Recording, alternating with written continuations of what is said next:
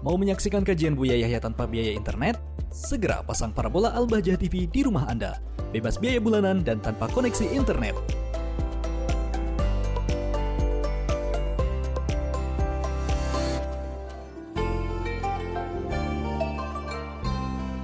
Assalamualaikum warahmatullahi wabarakatuh. Assalamualaikum. Buya izin bertanya, saya memiliki teman seorang perempuan, dia sudah bertunangan, namun tiba-tiba tunangannya ini memutus hubungan atas dasar tuduhan yang tidak benar.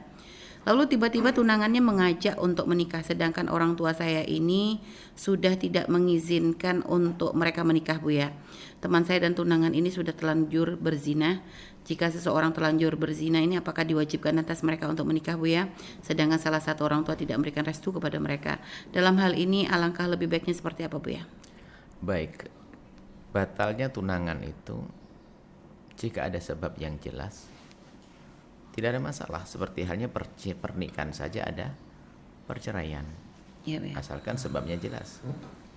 Tapi bukan atas dasar tuduhan-tuduhan begitu. Dan di sisi lain kami juga perlu mengingatkan kepada siapapun ya, jangan gampang mendengar berita negatif tentang orang, apalagi masa-masa sudah tunangan. Karena bisa jadi, mohon maaf ya, mungkin wanita itu memang ada yang menghendakinya, ya kan? Sehingga di saat sudah dilamar seseorang, dia nggak terima, mungkin bisa saja menyebarkan sesuatu yang tidak boleh disebarkan ya, untuk merusak saja. Bisa jadi semacam itu. Jadi hendaknya harus betul-betul, karena tunangan itu kan tidak serta-merta, tentunya sebelum melangkah kepada tunangan kan sudah dipikirkan matang siapa dia. Dan begitulah yang diajarkan Nabi. Setelah dipikirkan dia adalah benar, kemudian setelah itu harus pandai menutup telinga. Kalau memang setelah itu masih mencari-cari kejelekannya, ini ya bisa berantakan. Kecuali nanti terungkap kejelekan yang pasti, yang nggak mungkin, ya ini tidak baik kalau dilanjutkan dalam pernikahan, itu bisa saja dibatalkan. Maka udurnya udur yang diperkenankan syar'i. Nah, kemudian jika sudah terjadi semacam itu, pertunangan dibatalin, kemudian tiba-tiba ingin kembali lagi itu nggak ada masalah. Anggap saja seperti tidak ada tunangan, boleh-boleh saja kembali. Karena mungkin menyesal dulu tuh mendengar berita negatif, ternyata itu adalah setelah diklarifikasi menjadi jelas, lalu dia ingin kembali, kan bisa saja. Manusia karena punya kuping mendengar kadang mudah percaya, setelah itu taubat sah-sah saja. Dia kembali kepada tunangannya, sah, kemudian menikah. Nah, kemudian kalau sudah berzina, ini babnya lain lagi. Jadi nggak ada urusannya, ini lepas dari zina atau tidak zina, begitu tadi jawabannya. Nah, sekarang yang adalah seorang laki-laki dan perempuan sudah pernah berzina, apakah bagaimana sebaiknya menikah? Dilihat kondisinya. Jika memang dia adalah orang yang bisa sabar untuk mencari yang terbaik, tidak takut terjerumus dalam zina lagi, maka sebaiknya untuk tidak menikah dengan orang yang pernah menzinai atau dizinai. Dengan harapan dia bisa nanti bersama orang yang sama-sama tidak tahu kalau dia melakukan kehinaan. Khawatir kejelekan semacam itu akan terus dibawa di dalam benaknya hingga masa tuanya, sehingga mengatakan istrinya juga berzina, biarpun zina dengan dia. Maka alangkah indahnya tidak usah saling menikah orang yang pernah saling berzina. Jika masih ada ketabahan di hatinya, kekuatan untuk menghindar dari zina, ada tobat, memilih pasangan yang tidak mengerti kalau dia berzina, sehingga pasangan bisa menghargai kalau pasangannya adalah orang baik.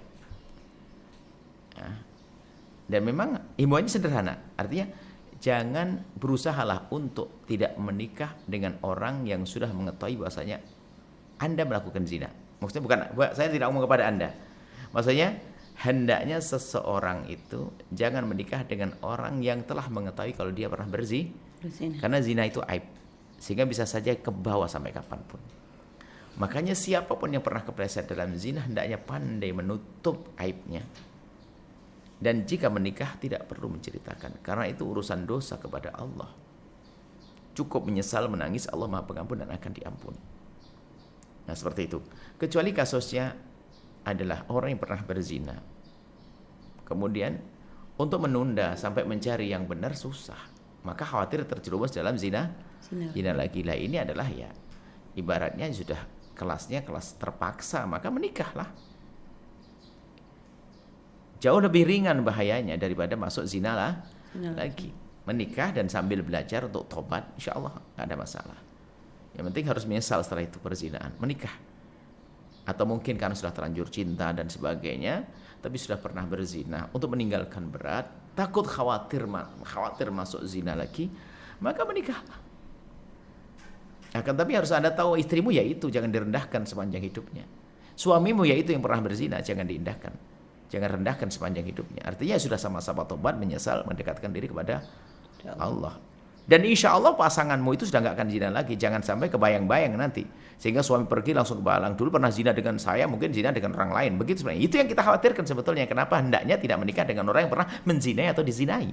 Supaya tidak masuk bayang-bayang prasangka buruk di masa yang akan datang. Karena bayang-bayang prasangka buruk itu membahayakan dalam hidup rumah tangga. Kalau orang punya pasangan yang memang dia takut kepada Allah, yakin, ada ketentraman. Rasa yakin, percaya itu menumbuh suburkan cinta. Seperti itu. Jadi kalau memang nggak bisa ya sudah menikah. Kalau memang nggak bisa mencari yang lain, maka ya menikahlah. Tapi ingat dengan catatan tobat kepada Allah untuk tidak mengulangi kejadian itu dengan siapapun. Yang kedua, ini terpenting lagi, tidak boleh mengungkap dan tidak boleh memandang rendah kepada pasangannya pernah berzina. Dan insya Allah itu zina terakhir waktu itu sudah. Jangan sampai di saat berpisah lalu kebayang-bayang ke sana. Menjadikan orang, na'udzubillah. Sebab gini loh, sebab kalau orang merasa menduga suudzon pasangannya berzina, dia akan terseret juga, bisa jadi istri saya di sana juga begitu. Ngapain juga, saya punya syahwat sekarang, saya ngelakuin juga. Suami istri saya dulu juga begitu, paling juga akhirnya semuanya sama-sama bebas berzina. Nah inilah yang kita khawatirkan jika orang pernah saling berzina lalu menikah itu khawatirnya masuk wilayah ini. Semoga Allah menjaga ini. Yang bertanya, kalau memang harus menikah semoga menjadi pernikahan yang baik dan diridhoi oleh Allah Subhanahu wa taala. Takutlah kepada zina, zina adalah hina. Pintu halal mudah. Jangan sekali-kali masuk zina. Pintu halal mudah. Pernikahan bukan resepsi. Pernikahan bukan mengeluarkan uang. Pernikahan adalah mencari halal, sederhana. Yang repot yang menjadi susah adalah pernikahan hanya pamer resepsi, pernikahan hanya urusan cari uang, pernikahan hanya untuk bangga bukan karena Allah, repot. Baik Bu ya. Dan Bu ya tadi kan dikatakan orang tua tidak setuju Bu ya. Artinya kalau misalnya kembali lagi Bu ya. Satu sisi tadi kan dia sudah merasa terjerumus ke dalam perzinahan dan mungkin sudah tidak ada kepercayaan diri lagi untuk misalnya memilih pasangan yang lain karena mungkin itu tadi Bu ya sudah tidak pede karena merasa sudah hina lah. Satu sisi dia ingin mengungkapkan kepada orang tua jika misalnya dia telah berzina tuh merasa malu. Satu sisi kan orang tua tidak tahu akan hal itu seperti itu Bu ya. Mungkin di pikiran dia kalau orang tua tahu pasti tidak akan menghalangi. Nah kalau sudah seperti ini posisinya tuh gimana Bu ya? Yang pertama adalah tidak percaya diri tidak boleh. Jangan sampai tidak percaya diri. Makanya menikah dengan orang yang tidak pernah tahu tentang masa lalu Anda. Dan setelah itu tidak usah takut jika ada orang bakal menyebar masa lalu Anda. Kalau Anda menutup, Allah akan menutup kok. Percaya diri, justru ini kita bangun. Berperanlah sebagai orang yang tidak pernah punya ini. Karena Anda harus meyakinkan pasangan Anda yang baru itu bahwasanya Anda orang baik. Supaya ada reaksi positif dari dia ada. Kalau misalnya ngerasa, mohon maaf Bu ya, kadang masalah tidak perawannya itu seperti apa Bu ya? Masalah tidak perawanan itu adalah malah sederhana. Masalah sederhana. Laki-laki bukan petualang. Dan orang tidak perawan bisa saja karena jatuh dan sebagainya. Yang tahu menyanjirkan tahu karena dia cerita. Orang bisa saja naik sepeda dan pada olahraga yang keras dan sebagainya bisa jadi benturan dan sebagainya mungkin perawanan Jadi tidak semua, makanya termasuk laki-laki dungu tuh kalau ngumpulin orang dari sisi keperawanan seperti itu. Keperawanan bisa saja sebabnya. Ada perlu olahragawan, bisa saja. Nah, jadi jangan bawa ke sana, enggak usah kepikiran. Baik. Tahu nggak? Kalau wanita itu bercerita baru laki-laki itu tahu. Kemudian jika mau mencari nggak bisa, kemudian kalau ngomong ke orang tua aja membuka app dan sebagainya, ya kan? Dan memang lebih baik tetap tidak menyampaikan app tersebut. Sebab belum tentu seorang wanita, seorang keluarga itu adalah mengerti ilmu tentang ini. Sudah terlanjur dibongkar app-nya malah disampaikan ke yang lainnya, tambah berantakan nanti. Akan tapi diupayakan nanti, minta petunjuk kepada para ulama dan sebagainya untuk merayu dan sebagainya. Nah, kemudian pada akhirnya bisa saja nanti menyampaikan dengan orang yang bakal bisa dipercaya dari keluarga yang bisa. Mungkin kalau ayah bakal bisa dipercaya yang demikian. Bisa jadi dia menyampaikan yang demikian. Cuman ini bisa menjadi senjata bagi orang-orang yang tidak benar. Di saat tidak boleh menikah langsung ngomong aku sudah tidak perawan, Mbah. Ini kan bahaya juga saya ngomong begini juga. Ini takut dipegangi oleh orang-orang yang niatnya nggak benar, sehingga ada sebagian orang mengatakan apa? Sudah ada tak zinai dulu, nanti pasti diizinkan sama orang tuanya. Nah, begitu. Makanya saya tetap bertahan bahwa saya dengan berusaha untuk mencari yang terbaik.